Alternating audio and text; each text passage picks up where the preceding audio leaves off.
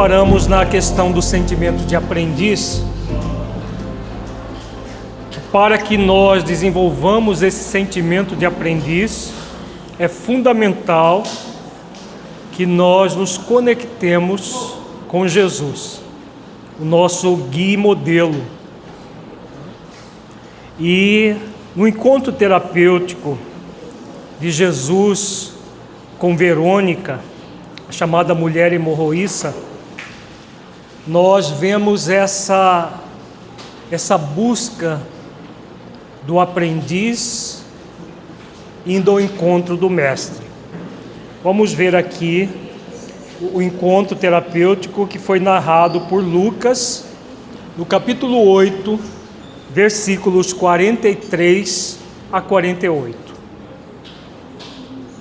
Narra o evangelista: e uma mulher que tinha um fluxo de sangue havia 12 anos e gastara com os médicos todos os seus haveres e por nenhum pudera ser curada.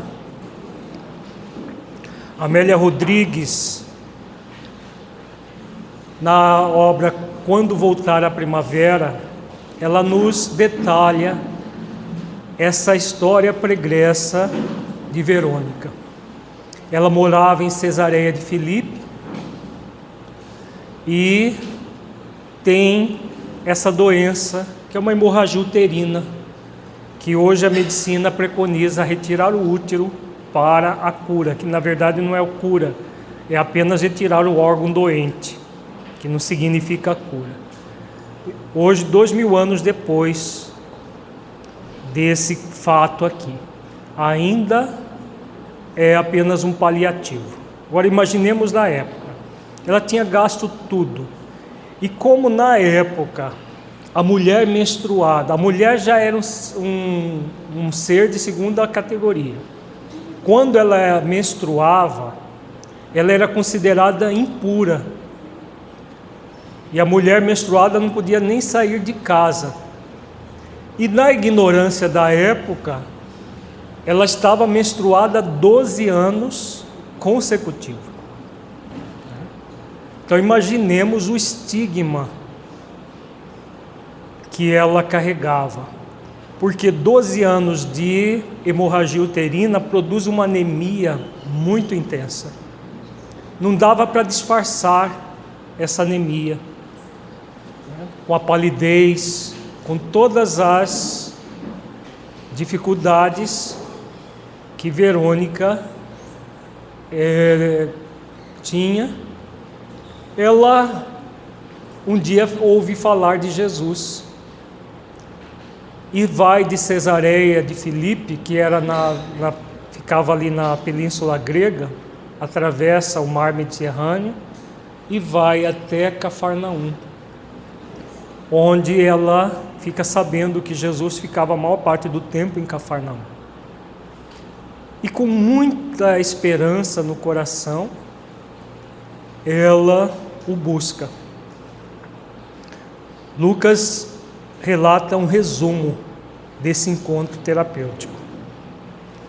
Chegando por detrás dele, tocou na orla da sua veste e logo estancou o fluxo do seu sangue. Então o que acontece? Ela, com muita confiança, muita fé de que esse médico diferente, porque ela tinha ouvido falar que Jesus era um médico diferente, ela que já tinha gasto tudo que tinha com os médicos comuns, não tinha sido curada. E chega e toca, não chegou nem a tocar em Jesus, apenas na orla da sua veste. Imediatamente o fluxo de sangue cessou. E disse Jesus: quem é que me tocou? E negando todos, disse Pedro e os que estavam com ele: Mestre, a multidão te aperta e te oprime, e dizes: quem é que me tocou? Então vejamos que Jesus faz a pergunta para nos legar esse ensinamento dessa passagem, que ele sabia muito bem quem havia tocado. Se ele tivesse silenciado sobre aquele toque, nós não estaríamos aprendendo hoje esse encontro terapêutico de Jesus com Verônica. E aí Pedro estranha, e Pedro é meio esquentadinho, né? É como se ele dissesse: como que eu vou saber? Tem uma multidão lhe oprimindo, lhe tocando, e eu que vou saber quem é que lhe tocou? Aí Jesus vem e diz: e disse Jesus: alguém me tocou, porque bem conheci que de mim saiu virtude. Qual é o sentido maior disso? Nós podemos interpretar virtude aqui como sendo apenas o magnetismo curador que Jesus possuía quando encarnado, em uma abundância muito grande. Mas aprofundando um pouco mais o conceito de virtude, que virtude sai de um espírito guia, modelo e guia para nós? Que tipo de virtude pode sair de Jesus para nós? Abstraindo de Verônica e trazendo para as nossas vidas. Que virtude, gente? Modelo e guia, que virtudes podem sair dele para nós? Todas as virtudes, porque ele não é ele que diz: eu sou brando e humilde de coração, eu sou a luz do mundo, eu sou a porta, eu sou o caminho da verdade e da vida. Então todas as virtudes, tanto as virtudes meio, quanto as virtudes fim, as virtudes conquista. Agora, para que saia a virtude dele para nós, o que é necessário? Qual foi o grande valor que Verônica buscou?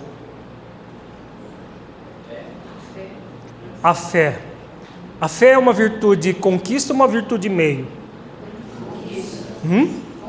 Conquista? Será? Vamos pensar bem. Não, todas as virtudes são construídas, inclusive a virtude meio. Quem achou que a virtude meio não é construída, entendeu equivocadamente. Que a gente constrói ao longo do tempo perseverança, esforço continuado, paciência, disciplina, discernimento.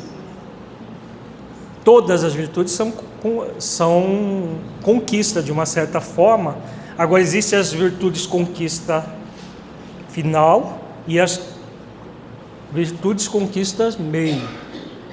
A fé é uma virtude conquista já no final do processo? Não.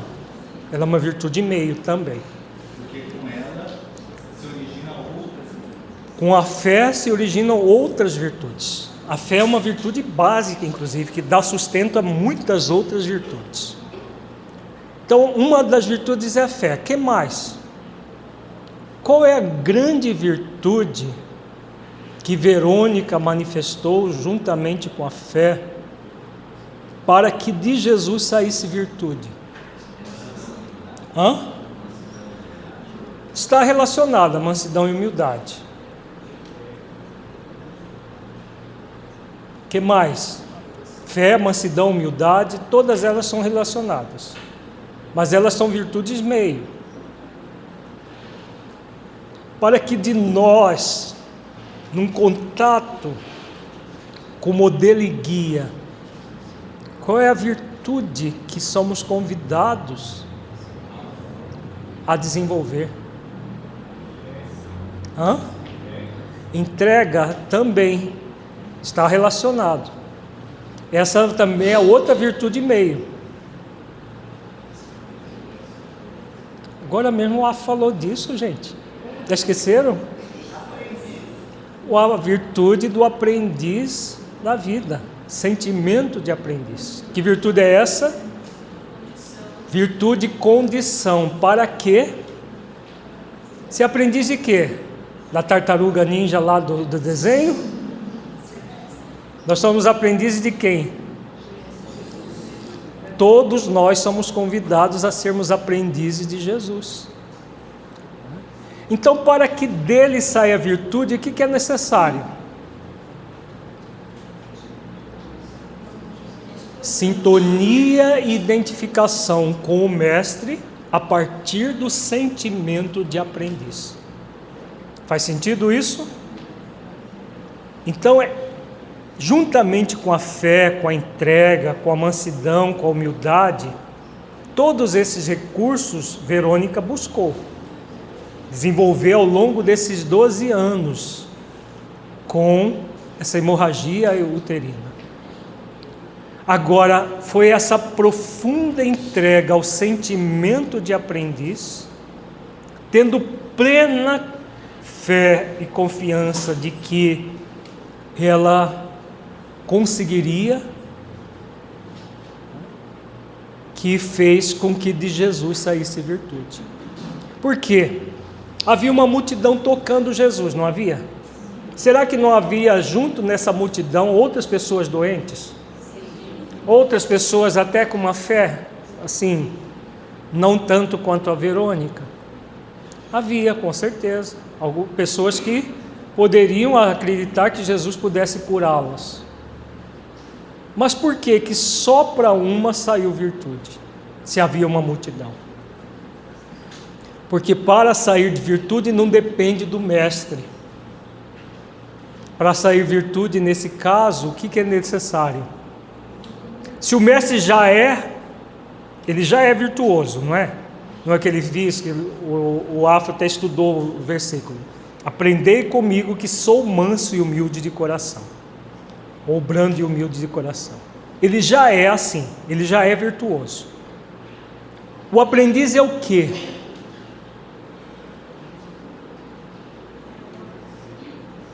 O que é o aprendiz? Ele é o quê? Qual é a essência do sentimento de aprendiz? Agora vamos entrar na essência da virtude e condição.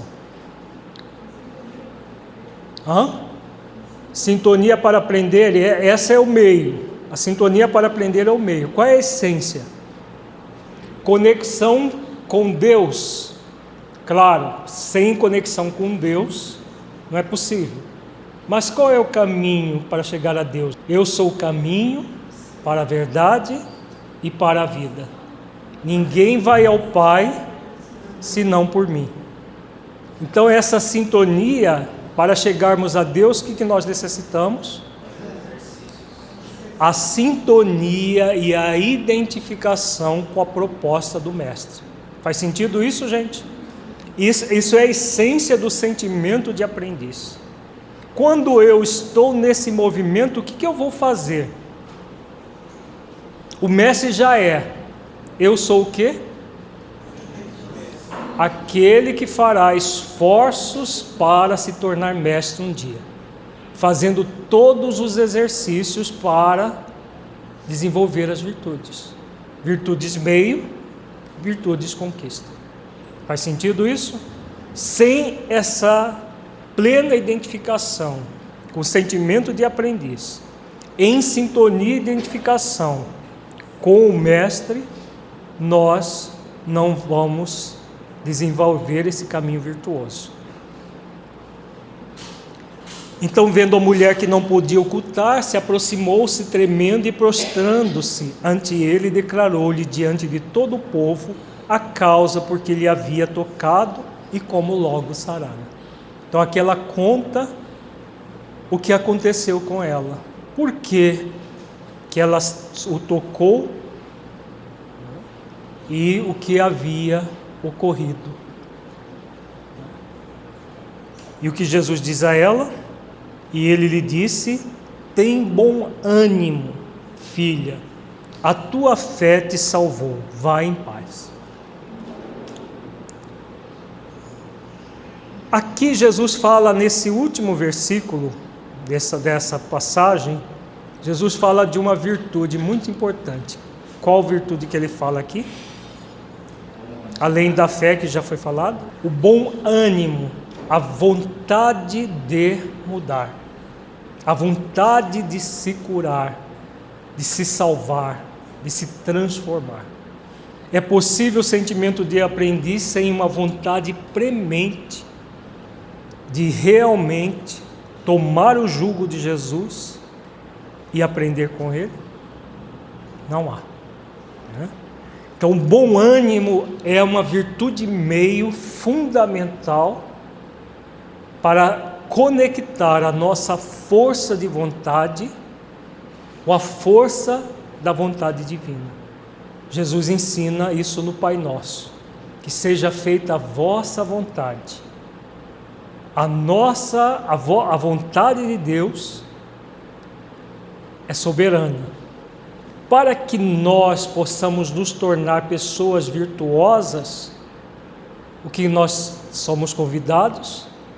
A conectar a nossa vontade à vontade divina. Isso gera o bom ânimo. O bom ânimo vai fazer o que conosco? Qual é o maior obstáculo a tudo isso que nós estamos trabalhando? Ao sentimento de aprendiz, a entrega com esforço continuado, paciente, perseverante e disciplinado. Qual é o grande? A preguiça moral.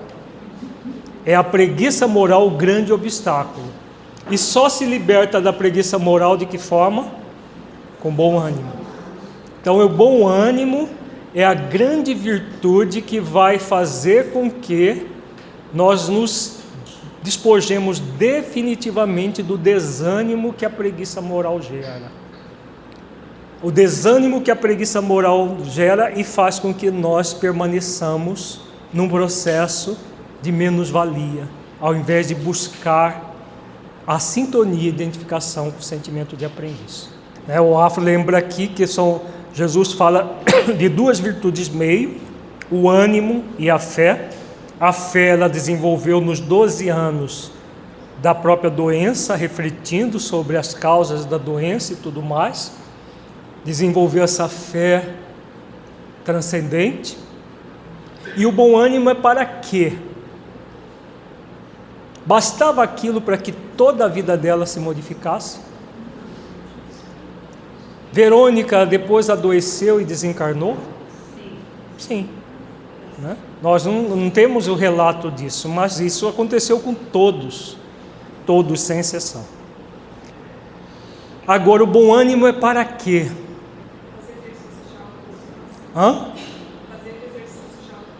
Fazer os exercícios continuados, pacientes, perseverantes e disciplinados de autotransformação. Aí nós vamos gradualmente chegar nas virtudes conquista. Paz, felicidade, harmonia interior, a lucidez espiritual que o Afro falou, todas as virtudes conquista, que são estados permanentes do ser. Uma vez conquistada, nunca mais será igual como era antes. Então, a partir do momento que ela vai fazendo exercícios, ela vai desenvolvendo a paz. Todos nós somos convidados a fazer o mesmo. O Mateus lembra que a cura é um processo ativo. Na verdade, a cura de um problema orgânico, o que ela é? Qualquer cura de um problema orgânico, mesmo que ela tenha acontecido, ela é o quê? Ela é transitória, não é? Por que Jesus fala, ele não diz, a tua fé te curou, e sim a tua fé te salvou? Há uma diferença muito grande. A salvação é a transformação interior.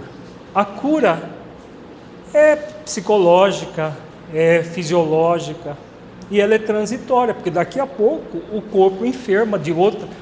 Provavelmente Verônica não deve ter desencarnado da hemorragia uterina, mas ela desencarnou de outro problema orgânico qualquer. Então ela é transitória. Qualquer coisa que diz respeito ao corpo é transitório, não é? Agora, a salvação aconteceu no corpo? Nunca mais Verônica foi a mesma pessoa depois desse momento. Então, por isso que entra a questão do ânimo no processo de autotransformação. E o processo de autotransformação é um processo dinâmico, ativo, continuado, paciente, perseverante e disciplinado. Sem esse esforço, nesse nível de continuidade, não se consegue a verdadeira transformação. Então, isso que é o processo da salvação. A Luísa lembra a fala de Amélia Rodrigues. Na verdade, ela voltou para Cesareia. Ao voltar para Cesareia, ela sentiu um vazio muito grande, porque ela não, Jesus havia feito experimentar sentimentos que ela nunca havia experimentado. E ela era detestada pelos familiares pelo estigma da própria doença. E aí o que ela faz? Ela se despede dos familiares e retorna a Cafarnaum. E segue Jesus até o instante da crucificação e posteriormente também trabalhando pelo seu evangelho. É ela que, quando Jesus cai ensanguentado, pega uma toalha e vai enxugar o rosto de Jesus. E dizem que ficou impregnado nessa toalha os traços do rosto de Jesus. Então, ela praticamente entrou nesse movimento de bom ânimo e seguiu o Mestre, continua seguindo até hoje e nos conclamando a segui-lo até hoje. A harmonia interior, a paz, a felicidade, e outras virtudes são virtudes conquista, resultantes da virtude condição, do sentimento de aprendiz e das virtudes meio, como discernimento, a disciplina, a perseverança, a boa vontade, a organização, etc. A diferença entre as virtudes meio e as virtudes conquista é que as primeiras podem se manifestar pela força da vontade bem dirigida. Ainda que o ser humano tenha muitos vícios a superar, e as segundas somente se manifestam quando o espírito se despojou da grande influência do egoísmo e do orgulho por meio do desinteresse pessoal, de que reporta a questão 893 de O Livro dos Espíritos, já estudada. Então, as virtudes meio é o feijão com arroz, todos os dias, trabalhando com muita força de vontade. Nós trazemos as tendências todas a manifestar o ego e fazemos esforços para desenvolver essas virtudes meio. Gradualmente, a partir das virtudes meio, nós vamos conquistando as virtudes conquista ou virtudes fim, que é a mesma coisa.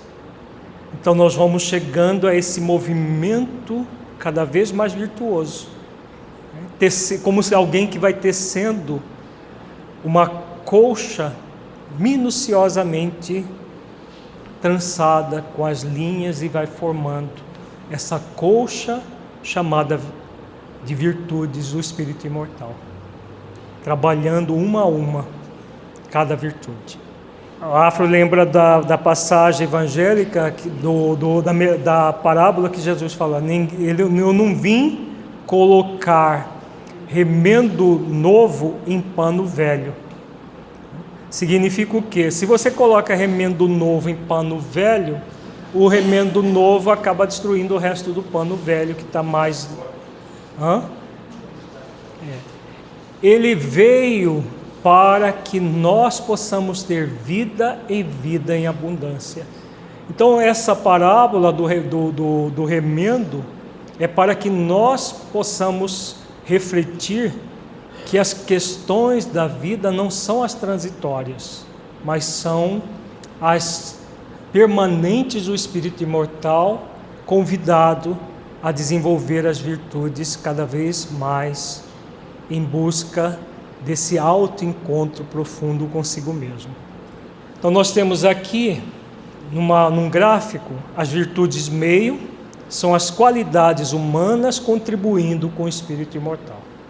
As virtudes conquistas são as qualidades do espírito imortal, coroando a realização da humanidade no ser. Então, ambas numa sintonia e identificação a partir da virtude e condição, sendo trabalhadas por nós.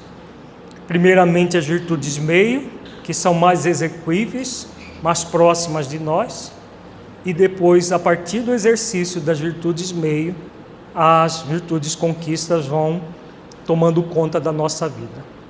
A virtude conquista é, portanto, o conjunto das virtudes meio, conforme orienta o espírito François Nicolas Madeleine, em O Evangelho segundo o Espiritismo, capítulo 17, item 8. A virtude, no seu grau mais elevado, abrange o conjunto de todas as qualidades essenciais que constituem o homem de bem. Ser bom, caridoso, trabalhador, sóbrio, modesto, são as qualidades do homem virtuoso. Infelizmente, são quase sempre acompanhadas de pequenas falhas morais que as deslustram e enfraquecem.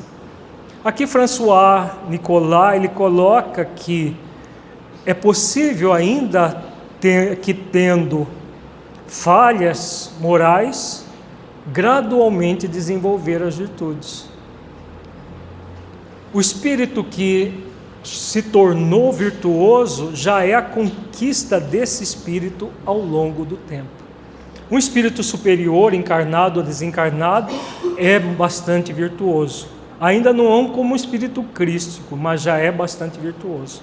Mas ele conquistou isso ao longo do tempo, a partir das virtudes meio, que são essas qualidades essenciais, mesmo ainda trazendo imperfeições, mesmo ainda trazendo essas falhas. Porque é tomando consciência dessas falhas e não se vendo como um ser falho, mas como alguém que traz sentimentos egóicos a serem transformados, é que nós vamos realmente transformar as nossas vidas para melhor. Vamos ter o vídeo e aí eu aprendo. Ah, você achou o pessegueiro sagrado do saber celestial. Então é isso? Desculpe, eu achei que fosse um simples pessegueiro. Eu compreendo. Você come quando está chateado. Chateado? Eu não tô chateado. Por que acha que eu tô chateado? Então, por que está chateado?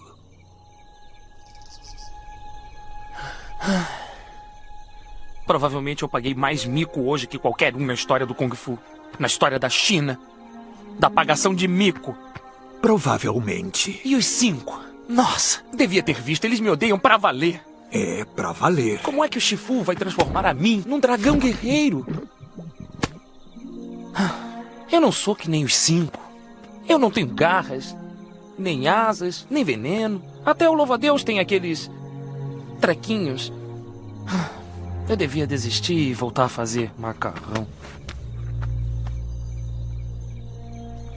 Desistir ou não desistir? Macarrão ou não macarrão? Você está muito preocupado com o que foi e com o que será. Diz o ditado: o ontem é história, o amanhã é um mistério, mas o hoje é uma dádiva. É por isso que se chama presente.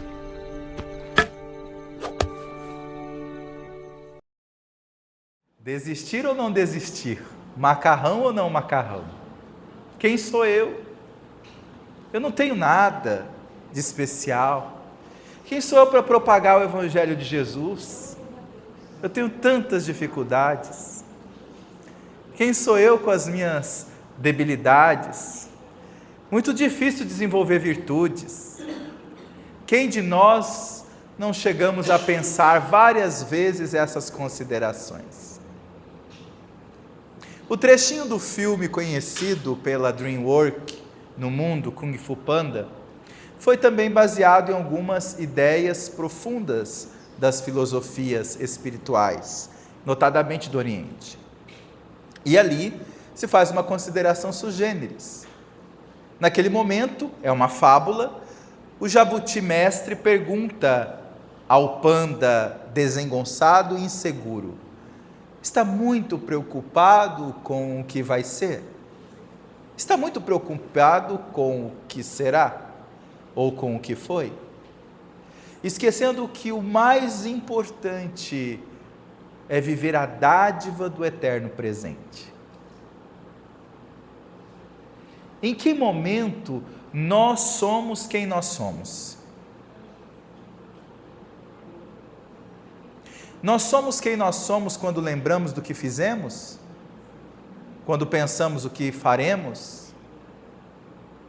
Ou nós somos realmente senhores de nós mesmos quando nós decidimos o que queremos ser? A partir do conhecimento das leis de causa e efeito no universo, em que momento nós podemos começar a produzir uma nova causa dentro de nós? Em que momento? É possível produzir uma nova causa no passado? É possível produzir uma nova causa no futuro? Quando é que nós conseguimos verdadeiramente produzir uma nova causa que vai gerar um novo efeito dentro de nós? No agora. Isso é fundamental, porque a partir do momento que nós temos a noção profunda de que somos espíritos, que produzimos causa e geramos efeito no universo, a nossa relação com o tempo de Deus se torna íntima, próxima, amorosa e possível. Então, através deste conhecimento, que me faculta graças aos ensinos da doutrina espírita, eu posso com convicção afirmar: eu consigo me tornar a pessoa que eu quero ser a partir de hoje. Porque são leis que estão me provando essa possibilidade.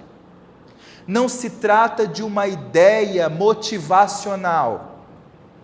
Não estamos aqui diante de conceitos de autoestima, de motivação, comumente falado na sociedade.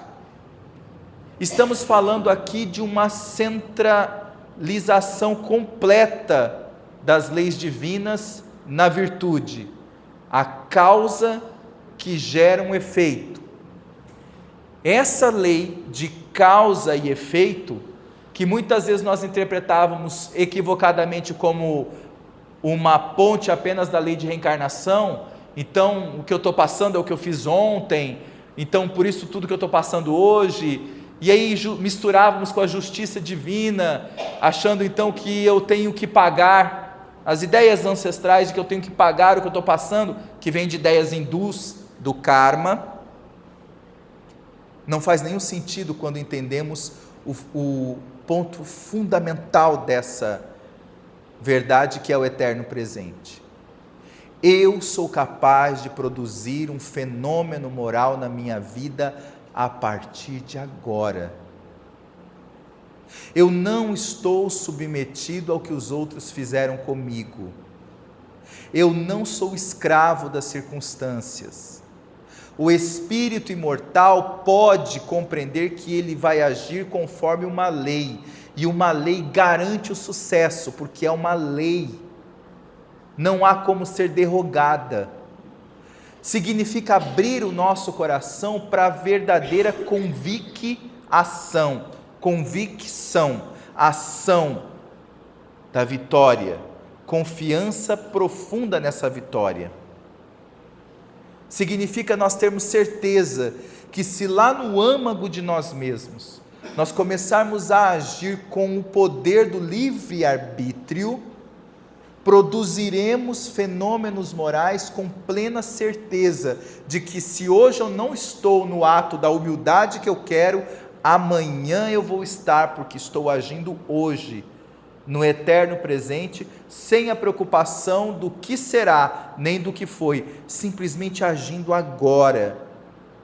E a humildade que eu tanto quero conquistar, e a paciência que eu tanto quero conquistar, e todas as outras virtudes, elas estarão plenamente comigo, mas já não por uma questão de crença, não porque eu penso que isso seja possível apenas, mas porque eu tenho certeza, porque são leis.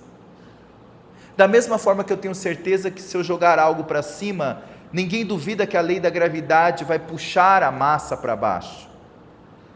Da mesma forma que ninguém duvida que se há algum objeto lançado no espaço, a gravidade zero vai lançar esse objeto, vai indo, indeterminadamente.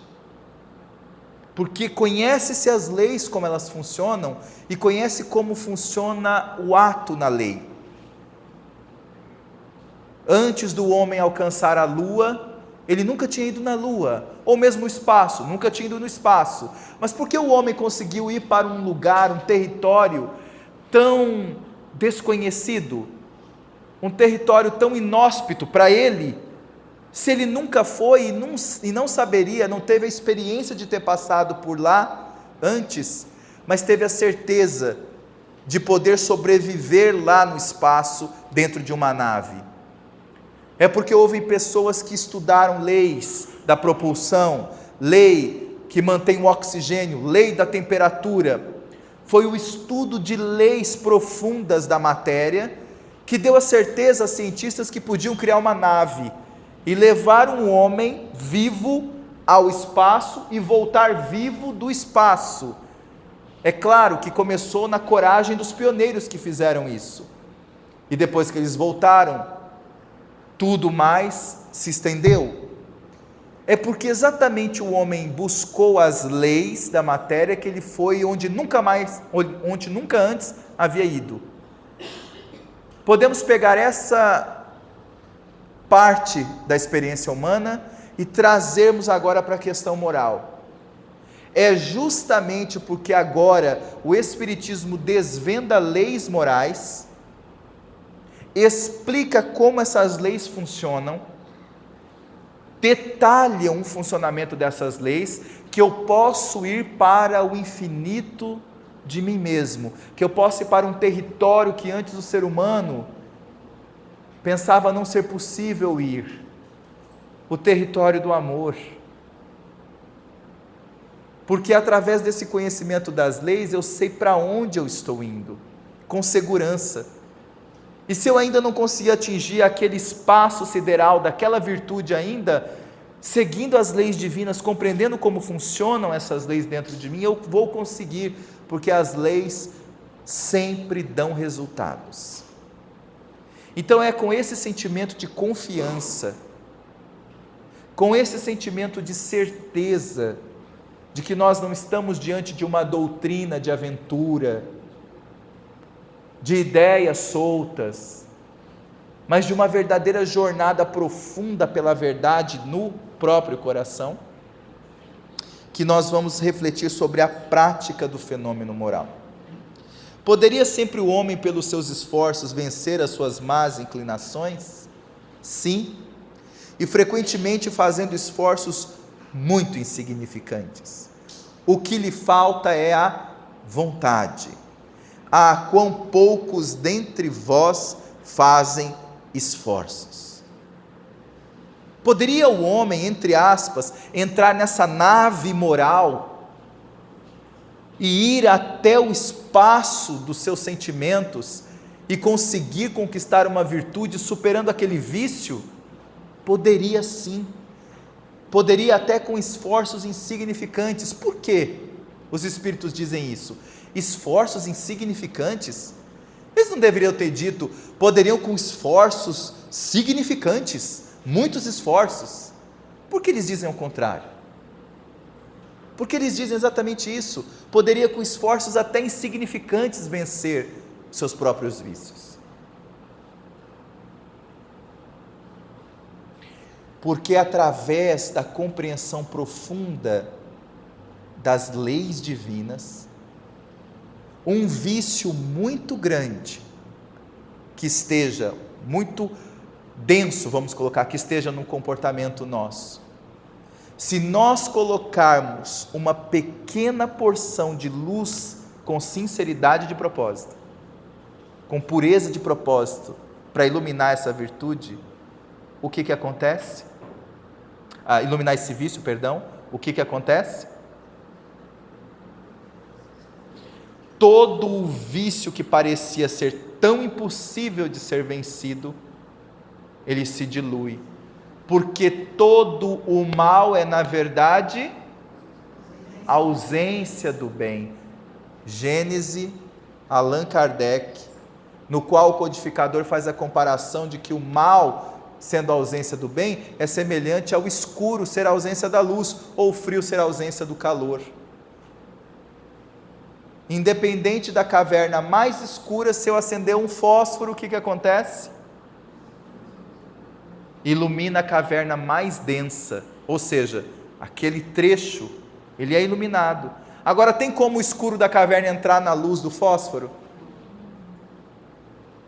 Porque o escuro é ausência, não é uma existência. Então, com esforços até insignificantes, eu posso encontrar em mim quais são as matrizes dos meus vícios e fazê-los modificar. Mas não é porque apenas sou eu que estou me esforçando. É porque quando eu faço os esforços certos, eu estou me conectando com as leis que regem o universo. Então sou eu e tudo posso naquele que me fortalece.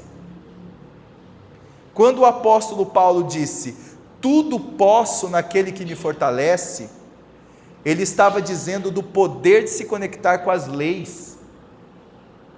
E porque os esforços, sejam eles insignificantes ou significantes, são capazes de diluir os nossos vícios, nós não ficamos naquele ponto estagnado, porque fomos lá e ativamos alguma coisa de luz dentro de nós. Então, como nós ativamos um movimento, o movimento ele vai pelo combustível das leis divinas.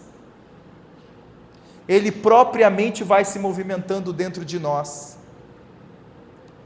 Porque se fosse apenas o indivíduo ficar fazendo esforços e parasse, como é que o sentimento iria crescer?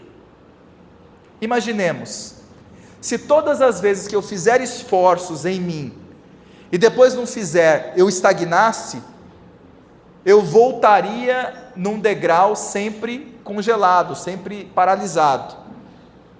Mas quando eu faço esforços em mim e sinto o prazer do bem, as próprias leis se movimentam dentro de mim para que eu busque uma ampliação desse prazer ao bem. É como se eu colocasse dentro de mim uma esfera de energia que por si só também vai me convidando a fazer mais esforços, e mais esforços. Então o indivíduo ele realiza a sua autotransformação, porque tudo pode naquele que fortalece.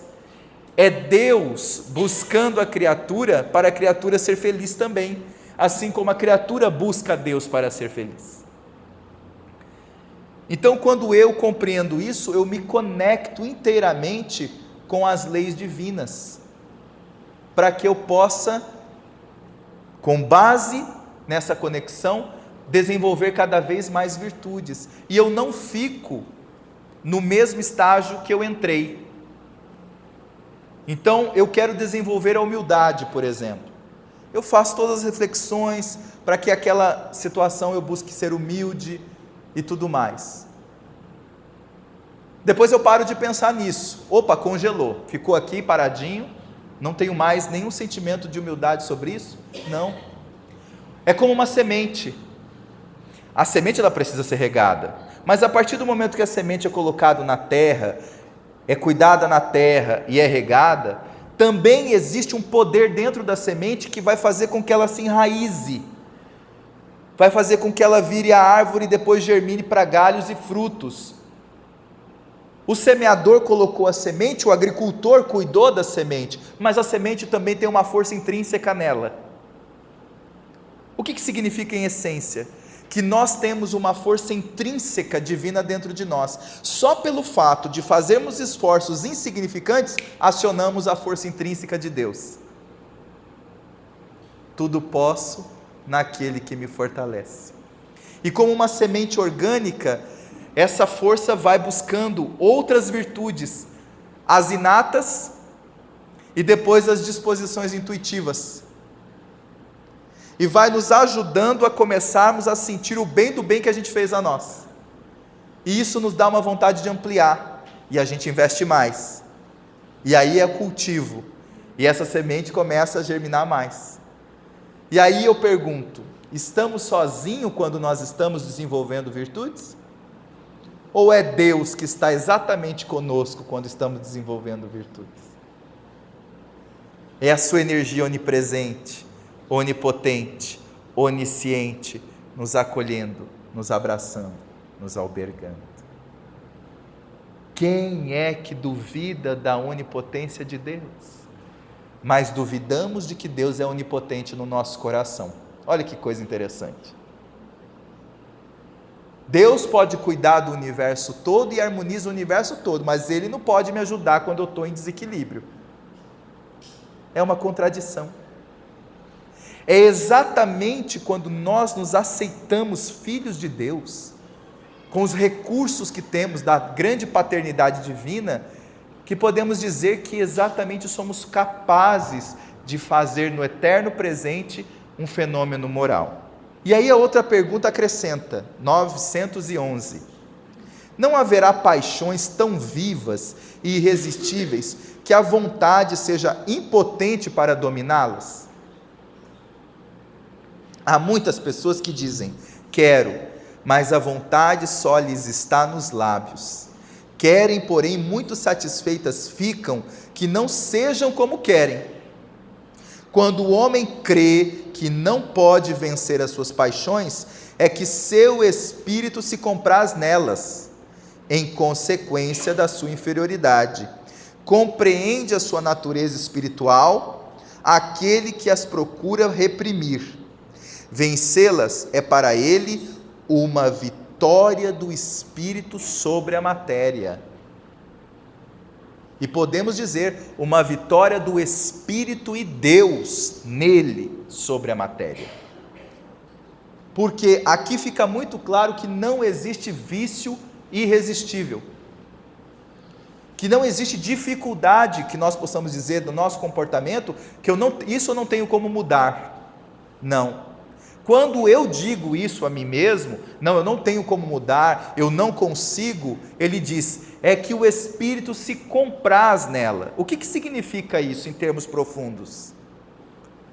Que o Espírito sente prazer em sentir esse vício. É um prazer mórbido? É, mas ele sente o prazer egóico de ficar com aquele vício, de estar atrelado àquele vício. Então ele diz que não consegue, é porque ele de alguma forma valoriza os benefícios secundários que esse vício traz, são benefícios migalhas. Como assim? A vaidade, por exemplo. A pessoa que não consegue se desvencilhar da vaidade, dissolver a vaidade, transmutar a vaidade, é porque ela diz, eu não consigo. É porque no fundo o Espírito se compraz com os elogios. Ele se compraz com a projeção da sua persona, do seu eu menor. Então, a pessoa diz que não consegue, mas é porque ela não está disposta a fazer os esforços necessários, insignificantes muitas vezes, para que ela saiba quais são os malefícios da vaidade na sua conduta. E perceber isso e entender que o seu valor não está naquilo que os outros exaltam, mas está no que ele conquista na consciência. Isso dá trabalho, não é um trabalho qualquer, é um trabalho existencial. Mas aí, quão poucos querem fazer esforços? Os Espíritos dizem. Compreende a sua natureza espiritual, aquele que as procura reprimir. Aqui o sentido reprimir não é o reprimir negativo. O reprimir, que muitas vezes nós temos neurolinguisticamente falando no projeto Espiritizar, dando significado a palavras para serem melhores compreendidas. Aqui o reprimir que ele está dizendo é busca se colocar numa posição de vigilância. Tá? Aqui é uma vigilância. Compreende a sua natureza espiritual aqueles que a procuram reprimir, aqueles que não dão vazão ao vício pelo prazer que esse vício, mas de transformar esse vício, através da vigilância, através da autotransformação desse vício. Vencê-las é para ele uma vitória do espírito sobre a matéria. É uma aquisição imortal e nunca se perde. E aí eu pergunto, o que está nos impedindo hoje de fazermos aquisições imortais em nosso comportamento? Qual é a força que está nos impedindo? Eu estou dizendo a força existencial, que exista mesmo, que está nos impedindo de conquistarmos uma virtude, um fenômeno moral dentro de nós. Qual é a força? Nenhuma. Não existe nada nos impedindo. Porque até mesmo a preguiça, né? E todos esses vícios, eles não são uma energia existencial. Eles não são uma existência, eles são o quê? Uma ausência, porque todo mal é apenas a ausência do bem. A preguiça é a ausência do quê? A preguiça é a ausência do bom ânimo, da força de vontade. Ela não é uma essência que está no universo criado por Deus. Ela é uma ausência daquilo que a gente ainda não fez dentro de nós. É por isso que a preguiça existe. A intensidade dos exercícios morais, esforços, fortalecem as virtudes meio, que por sua vez se transformam num conjunto de virtudes que compõem a virtude conquista, que se manifesta sempre de maneira natural, no qual o bem nada tem de penoso ao espírito imortal. Aí eu vou entrar nessa parte para nós entendermos o slide que passei. Quem é fiel no pouco, também é fiel no muito. E quem é injusto no pouco, também é injusto no muito. Lucas capítulo 16, versículo 10. Qual a essência dessa afirmação de Jesus? Com base em tudo isso, o que nós podemos tirar de reflexão? Quem é fiel no pouco, também é fiel no muito. Por quê? Por que quem é fiel no pouco também é fiel no muito?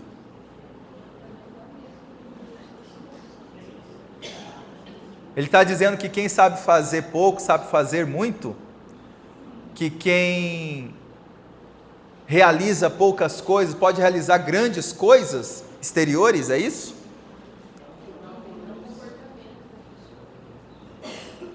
Por exemplo, vamos pegar um exemplo para nós entendermos assim mais fácil. Existe meio pôr do sol? Existe meio nascer do sol? O fluxo do rio pode correr pela metade? Uma metade da água fica parada, outra metade corre? É possível? Não. Existe meia honestidade? Olha, eu sou mais ou menos honesto. Tem como? Eu sou mais ou menos humilde. Tem como? Não. Sabe por quê? Porque o que é essencial vem de Deus, e o que vem de Deus é inteiro. E uma coisa que nós não precisamos duvidar jamais, não devemos duvidar jamais. Deus não, vamos dizer assim, em termos mais próximos nossos, Deus não está investindo na nossa felicidade pela metade. Ele está investindo na nossa felicidade por inteiro, na grande, pura e eterna felicidade. Esse é o investimento de Deus em nossa vida. desde o princípio que fomos criados. Então, aquele que é fiel na honestidade, que conquistou a honestidade, por exemplo, ele é honesto com uma agulha e ele é honesto com 1 milhão. Porque o que ele conquistou é um patrimônio espiritual. Aquele que é humilde, ele é humilde numa situação isolada ou ele é humilde numa multidão, porque ele é fiel naquele fator vertical. A humildade, a benevolência são virtudes, e como todas elas são verticais, é uma relação da criatura com o Criador a virtude. A virtude, antes de tudo, é uma relação da criatura com o Criador. Nós, seres humanos, conversamos uns com os outros pela palavra, pela linguagem. Podemos dizer que o espírito imortal conversa com Deus pela virtude. É pela virtude que o espírito imortal dialoga com Deus. Muito mais do que apenas as palavras da oração, o diálogo que nós temos verdadeiramente com o Criador é o desenvolvimento das nossas virtudes. Muito bem, aí perguntamos: aquele que é fiel numa virtude que ele se dedicou a desenvolver, depois que adquire isso como patrimônio, o que são as circunstâncias exteriores? Apenas experiências, mais ou menos extensas, mas que não vão afetar a humildade que ele já desenvolveu, a paciência que ele já desenvolveu. Porque tinha uma frase do seu praeiro também, muito interessante, que uma vez uma pessoa chegou ao seu praeiro, que foi o primeiro presidente aqui da Federação Espírita, hoje um dos tutores desencarnados do Movimento Espírita de Mato Grosso, e chegou para seu praeiro e falou: seu praeiro, mas seu praeiro, eu não estou legal. O que foi, meu filho? Eu perdi a paciência com aquela pessoa. Aí o seu praeiro riu e falou: você perdeu, meu filho? Perdi, seu praeiro. Mas a paciência não é uma chave que você põe no bolso e perde. Você perdeu a paciência porque você não é paciente. Ou seja, a paciência era interpretada pela pessoa como se fosse uma coisa que se tinha. E aí o que acontece? Perde, porque não é um patrimônio. Agora, o paciente, a pessoa que realmente é paciente, adquiriu esse patrimônio, é fiel no pouco, ou é fiel no muito. Pode ser a circunstância mais desafiadora, a paciência ele permanece.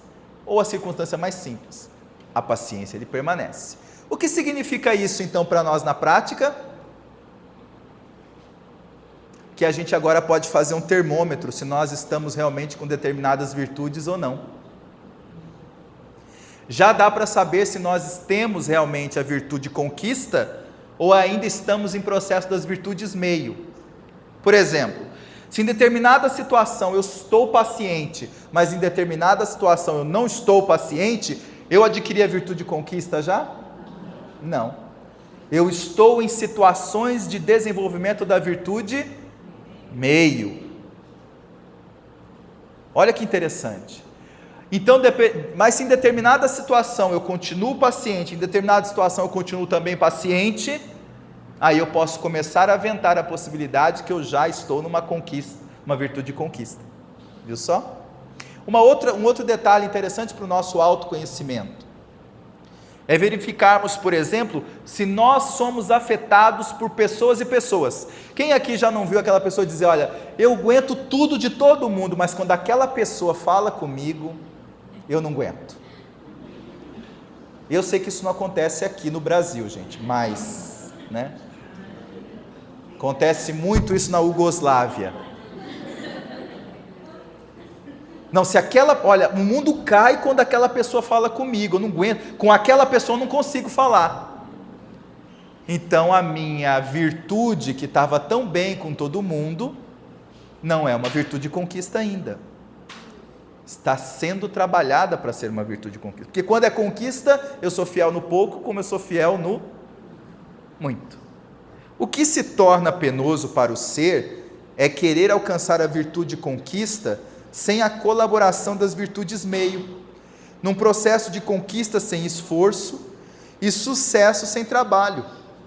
Essa postura equivocada vai contra a lei natural do progresso, que sempre considera a fidelidade no mínimo para se alcançar a fidelidade no máximo. Ou seja, para que eu adquira uma habilidade muito elevada em alguma coisa, eu precisei começar em habilidades mais simples. Faz sentido isso? Tudo na natureza verdadeiramente cresce se for pela lei do progresso, não é isso? Tem como a natureza dar salto? Não.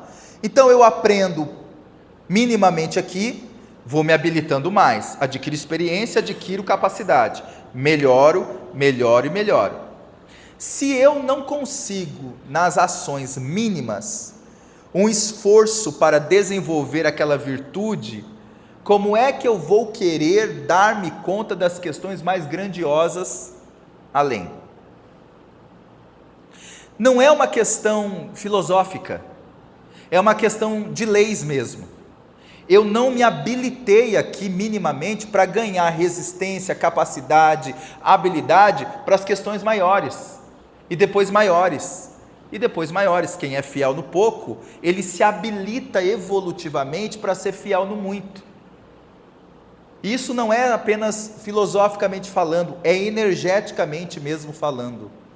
Se na relação familiar, nas questões eu já consigo produzir fenômenos morais, de paciência, de tolerância, de companheirismo, de amizade, eu me habilito consciencialmente e energeticamente para conseguir ser mais paciente com as tribulações da sociedade, com as tribulações da coletividade. Porque eu tive a experiência de ter passado pelas pequenas rusgas, os desafios primeiro, e o próprio Espírito, pela lei do progresso, assimilou aquilo. Quando ele foi vitorioso nessas experiências mais próximas, ele passa a ser mais vitorioso nas experiências ampliadas, coletivas. É por isso que o espírito imortal, ele não precisa reencarnar em todos os mundos e com todos os espíritos do universo para amar a humanidade universal.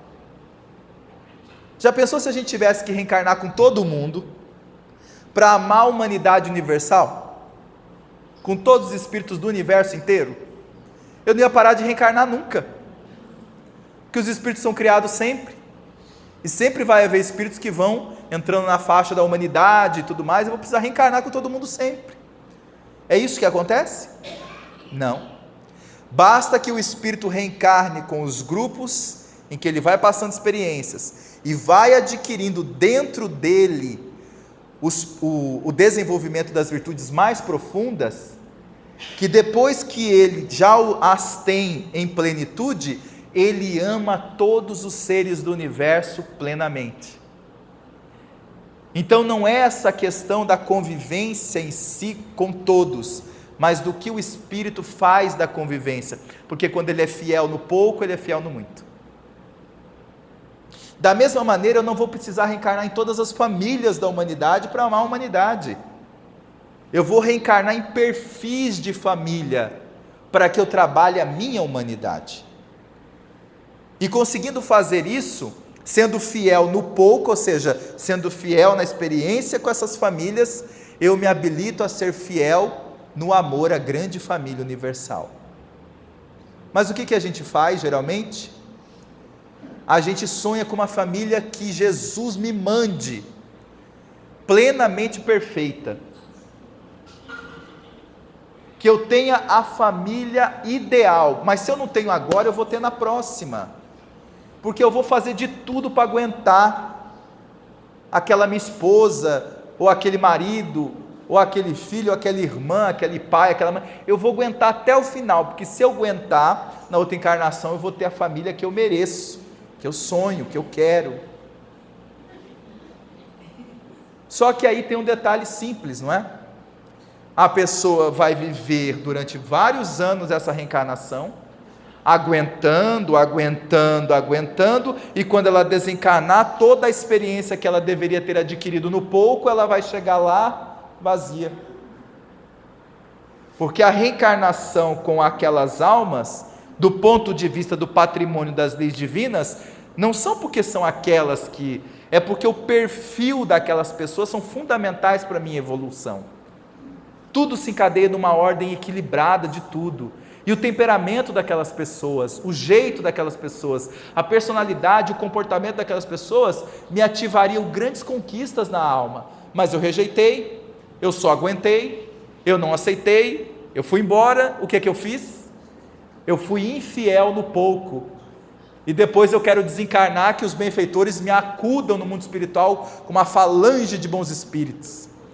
Vai vir todo mundo me acudir, me aceitar, Joana de Ângeles, Emmanuel, sei lá mais quem, vai todo mundo, porque eu fui um grande espírita, aguentei a minha família. Vai vir? Jesus abençoe, que venha o máximo possível de bons espíritas e bons espíritos nos acolher mesmo, mas não por mérito, provavelmente por misericórdia. Porque por mérito mesmo, quem é fiel no pouco é fiel no muito. E aí nós vamos entender que um fenômeno moral, quando o ser trabalha o desenvolvimento de alguma virtude essencial na alma, ele se conecta com as leis divinas. Independente das questões horizontais de muito ou pouco, a sua energia é tão profunda que se realiza tanto nas questões circunstanciais, pouco, quanto nas questões existenciais, muito.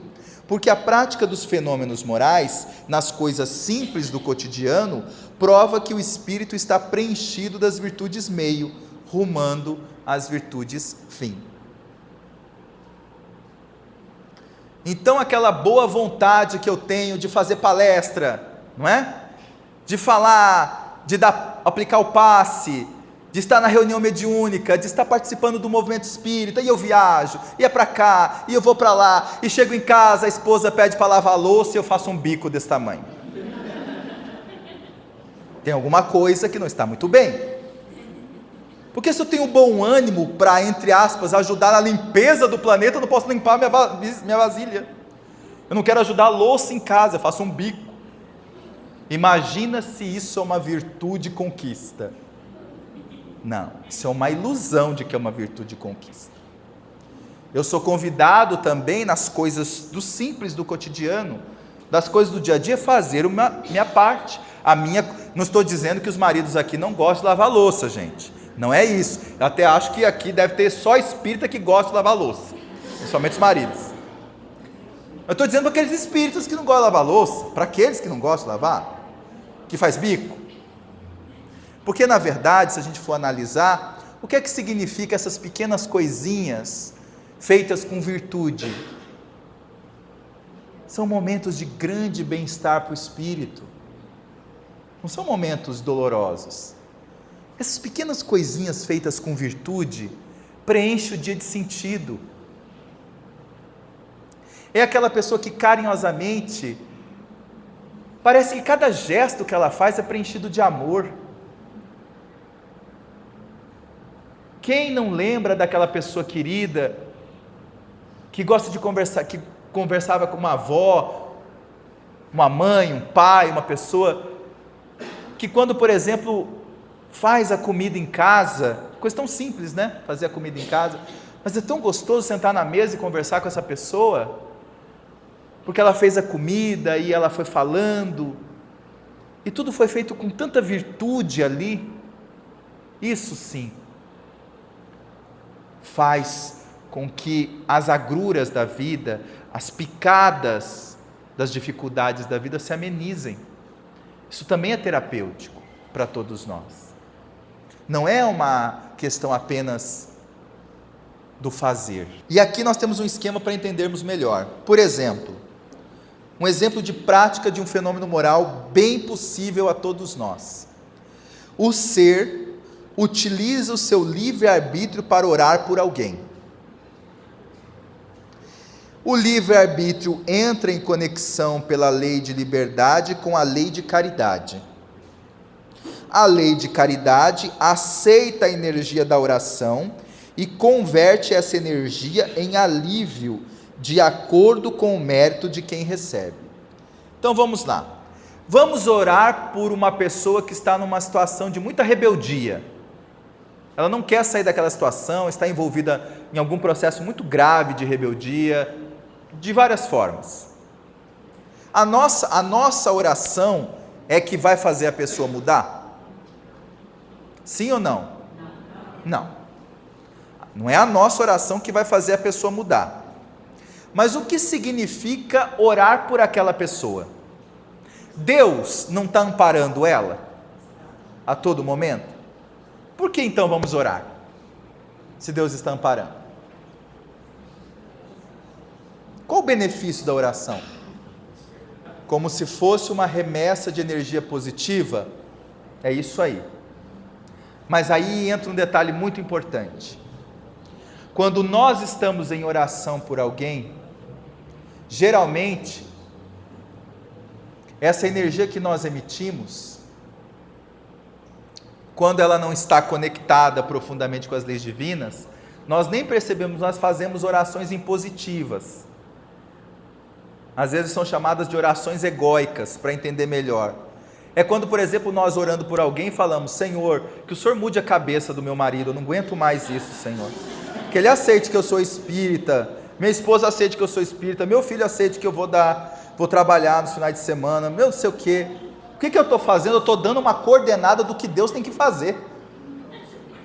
Olha que coisa legal. Deus não tem mais nada para fazer no universo, eu arranjei uma tarefinha para Ele. E aí na minha oração, ao invés de me conectar verdadeiramente com a lei, eu faço uma oração egóica. Senhor, faça isso, faça aquilo. Bom, na oração profundamente moral, que produz um fenômeno moral, eu entro em conexão comigo e com o meu potencial com as leis.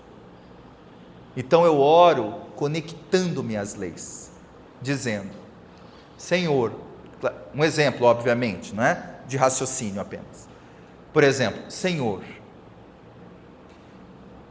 todas as coisas, o Senhor é onipresente, o Senhor é onipotente, o Senhor é onisciente. Eu tenho uma energia de amor muito grande por fulano, beltrano.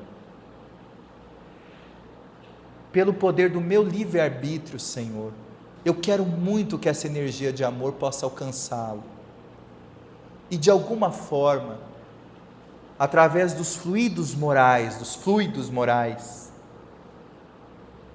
que eu emito agora através desse pensamento, eu rogo a lei de justiça, a lei do mérito, que seja aproveitado a essa pessoa conforme o seu mérito, conforme o seu desígnio, Senhor. Mas eu tenho certeza que de alguma forma a minha energia pode contribuir com aquele coração, ele sinta o meu carinho. Então nesse raciocínio eu não determinei o que Deus tem que fazer, eu não direcionei o que as leis têm que fazer pela pessoa. O que é que eu fiz? Eu simplesmente fiz o que eu podia fazer naquela tríade, eu, espírito imortal, leis divinas e Deus. Eu simplesmente agi no que eu pude. Eu, por livre-arbítrio, quis emitir todo o meu amor, toda a minha onda de carinho pela pessoa, mas entreguei a Deus e as leis divinas como é que essa onda vai ser utilizada na pessoa, porque eu não posso determinar. Agora imagine se nós pudermos todos os dias começarmos a liberar de nós, emitir de nós, melhor dizendo, essas ondas amorosas das pessoas e pedir às leis divinas, ou seja, a Deus, que pelas suas leis divinas, melhor dizendo, ofereça o melhor àquela pessoa, que vai como pela lei de misericórdia, vem uma contribuição do meu coração a favor daquela pessoa, que de alguma forma pela lei de amor, de justiça e caridade, aquilo ajude no que for preciso. Não é uma oração profundamente essencial? Nós estamos produzindo um fenômeno moral naquela oração, porque eu ativei o meu livre-arbítrio em favor daquela pessoa, porque a energia que eu tenho para emitir àquela pessoa é minha, ninguém tem. Outros têm as suas próprias energias. Isso não significa dizer melhor ou pior, não. Não estamos qualificando, estamos dizendo de identidade. O teu perfume é teu. A raiz do que você construiu espiritualmente dentro de você, ninguém tem igual no universo. É um único perfume. Essa identidade de se falar com o universo, com o cosmos, é tua, é um patrimônio teu. Aliás, é lindo por isso. E é isso que eu posso doar. É isso que eu posso emitir. Por isso que em termos de fé, ninguém pode olhar para o outro e falar assim, o seu jeito de gostar de Deus não é o certo. O seu jeito da sua fé não é uma fé certa. Quem é que pode afirmar uma coisa dessa? Porque todo mundo tem um patrimônio único quando se fala disso, de fé, de relação espiritual com Deus. É uma identidade do espírito imortal com Deus. Mas eu posso utilizar da minha energia mental, da minha energia emocional, da minha energia virtuosa e solicitar que essa energia alcance determinada pessoa. É isso orar pelos inimigos, é isso orar pelos amigos, pelos que precisam. É isso.